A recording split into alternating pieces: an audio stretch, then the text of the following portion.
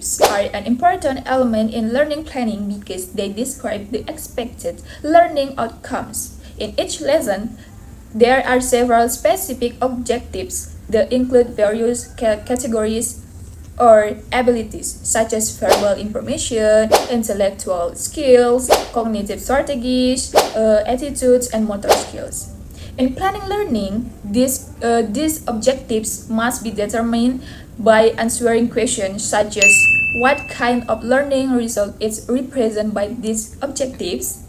Then, there are three main things that need to be considered in determining the objectives. First, whether the initial purpose of the lesson has been covered or neglected. Two, does the lesson have a balance of expected learning outcomes? And the last, is the teaching approach appropriate with the type of goal you want to achieve? Alright, next we continue the objectives of balanced language. Objectives balance is very important in every lesson.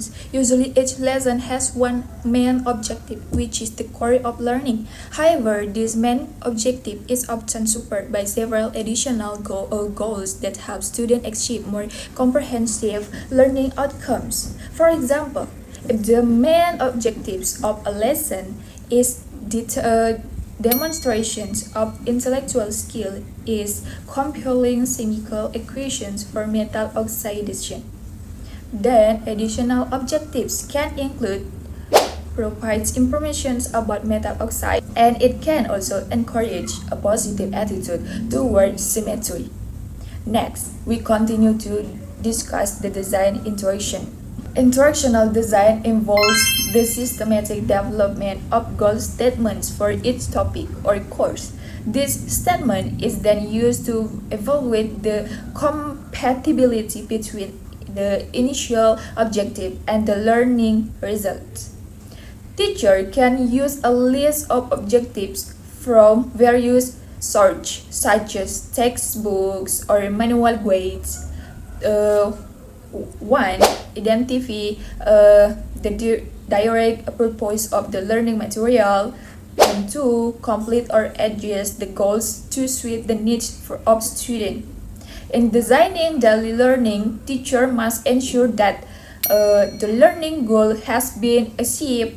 There is a balance between various achieved learning outcomes. Next, we continue with the second one, which is the purpose and assessment. Well, let's discuss. So, instructional objectives not only help in learning planning but also become the basis for assessing whether learning results have been achieved.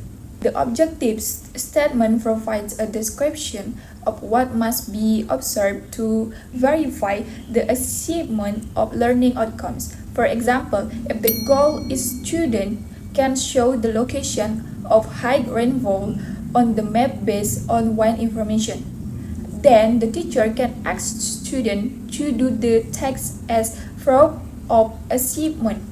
This assessment can be done through formal tests such as a written exam and can also be through self-tests that allow students to learn individually.